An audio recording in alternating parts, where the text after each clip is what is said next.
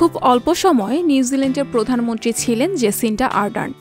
নন্দিত ও নিন্দিত দুই দশায় তার দেখা হয়েছে। কিছু উদ্যোগে প্রশংসা পেয়েছেন অনেকের, আবার কিছু কর্মে জুটেছে নিন্দা।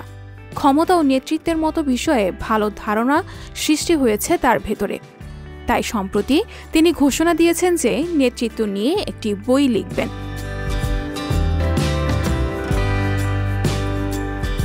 1980 সালের 26 জুলাই জেসিন্ডা আর্ডার্নের জন্ম নিউজিল্যান্ডের হ্যামিল্টনে। তার পুরো নাম জেসিন্ডা ক্যাট লরেন আর্ডার্ন। তার শৈশব কেটেছে নিউজিল্যান্ডের বে অব প্ল্যান্টি অঞ্চলের মুরাপাড়া নামের এক ছোট্ট শহরে, যে শহরে দরিদ্র মানুষই বেশি।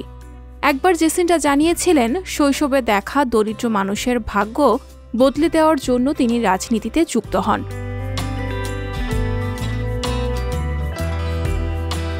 নিউজিল্যান্ডের এই সাবেক প্রধানমন্ত্রীর শিক্ষাজীবন কৃতিত্বময়। 1999 সালে তিনি ভর্তি হন ইউনিভার্সিটি অফ ওয়াইকাতোয়। 2001 সালে সে বিদ্যাপীঠ থেকে স্নাতক সম্পূর্ণ করেন কমিউনিকেশন স্টাডিজ বিষয়ে পড়ে। বিশ্ববিদ্যালয়ের শিক্ষার্থী থাকার সময় মাত্র 17 বছর বয়সে লেবার পার্টির রাজনীতির সঙ্গে জড়িয়ে পড়েন তিনি। এরপর 2017 সালে নিউজিল্যান্ডের প্রধানমন্ত্রী নির্বাচিত হন তিনি। তখন তার বয়স 37 বছর। তার আমলে 2019 সালের 15 মার্চ ক্রাইস্ট চার্চে 2টি মসজিদে ভয়াবহ হামলার ঘটনা ঘটে। তাতে নিহত হন 51 জন আর আহত হয়েছিলেন 40 জন। এটি নেতা হিসেবে তার জন্য বড় আঘাত। এরপর ক্রমশ তার জনপ্রিয়তা কমতে থাকে। গত জানুয়ারিতে অপ্রত্যাশিতভাবে রাজনীতি থেকে সরে যান তিনি।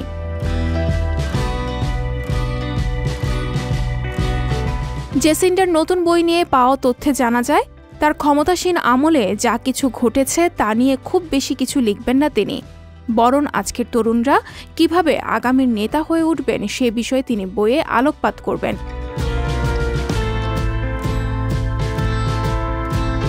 জেসিন্ডা জানিয়েছেন, 14 বছর বয়সে তিনি নিজে যেমন ছিলেন, যেসব ভাবনা ভাবতেন, তা থেকে অনুপ্রাণিত হয়ে তিনি এই বই লেখার ঘোষণা দিয়েছেন। তবে বই প্রকাশের তারিখ নিশ্চিত করেননি তিনি, জানাননি এর নামও। শুধু নিশ্চিত হয়ে গেছে প্রকাশনা সংস্থা পেঙ্গুইন বইটি প্রকাশ করবে।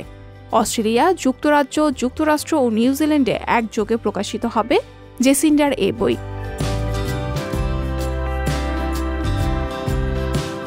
তাই বলা যায়, সাবেক প্রধানমন্ত্রী জেসিন্ডার অভিজ্ঞতা ও প্রকাশভঙ্গি গুণে পাঠকরা পেতে পারে অনন্য এক বই, যার নেতৃত্বের বিষয়ে তার ভাবনায় প্রশিক্ষিত হবেন আগামীর নেতারা। সঞ্জিতা শম্পা, সংবাদ প্রকাশ।